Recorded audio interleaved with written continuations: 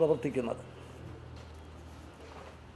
ഞാൻ മുഖ്യമന്ത്രിയായി ആദ്യമായിട്ട് വയനാട് ജില്ലയിൽ വരുമ്പോൾ ഇവിടുത്തെ ജനപ്രതിനിധികൾ ശ്രീ ഷാനവാസ് എം.പിയും മന്ത്രി ശ്രീമതി കുമാരി ജയലക്ഷ്മിയും ശ്രീ ശ്രേയസ് കുമാറും ശ്രീ I.C. ബാലകൃഷ്ണനും ജില്ലാ പഞ്ചായത്ത് പ്രസിഡൻറ്റും എല്ലാം ചേർന്ന് പറഞ്ഞ മുഖ്യമായ 2 കാര്യങ്ങൾ: ഒന്ന്, ആരോഗ്യരംഗത്തെ പോരായ്മ; 2,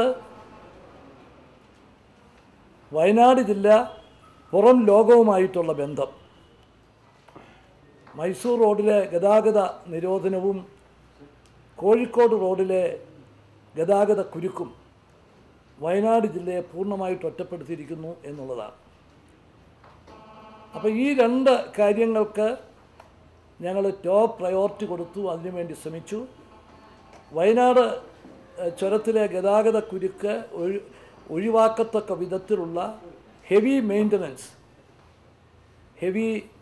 മെയിൻ്റനൻസ് വർക്ക് ഉൾപ്പെടെയുള്ള വർക്ക് ഏറ്റെടുത്ത് സമയബന്ധിതമായിട്ട് അത് പൂർത്തിയാക്കി. ഒരു ബദൽ റോഡ്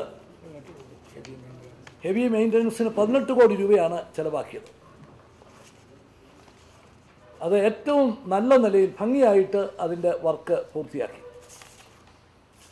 അതോടൊപ്പം ഒരു ബദൽ റോഡിന് വേണ്ടിയിട്ടുള്ള വയനാട് ബദൽ റോഡിന് വേണ്ടിയിട്ടുള്ള നീക്കങ്ങൾ ആരംഭിച്ചു. അതിനെക്കുറിച്ചുള്ള സ്റ്റഡി നടത്തി.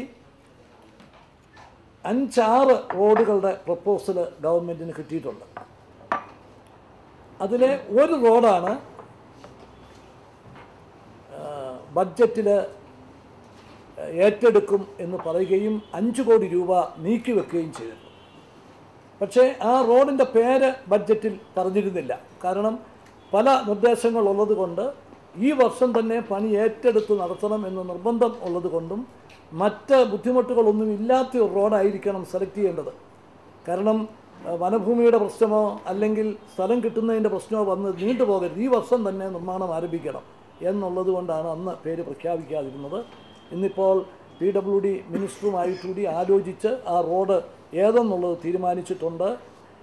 ചിപ്പിലിത്തോട് മരുതിലാവ് റോഡ്, ചിപ്പിലിത്തോട് മരുതിലാവ് റോഡ് ഇതായിരിക്കും ഒന്നാമത്തെ ബദൽ റോഡായിട്ട് ഏറ്റെടുക്കുന്നത്. അതുകൊണ്ട് പിന്നെ മറ്റു റോഡുകളൊന്നും ചെയ്യില്ല എന്നുള്ളതില്ല. ബാക്കി 5 റോഡുകളും ഗവൺമെൻറ്റിൻ്റെ പരിഗണനയിലുള്ളതാണ്. അത് പ്രോജക്റ്റുകളുടെ ഏറ്റെടുക്കാൻ ഗവൺമെൻറ്റിന് കിട്ടുന്ന സൗകര്യങ്ങളനുസരിച്ചും സാമ്പത്തിക ലഭ്യതയനുസരിച്ചും ആ റോഡുകളുടെ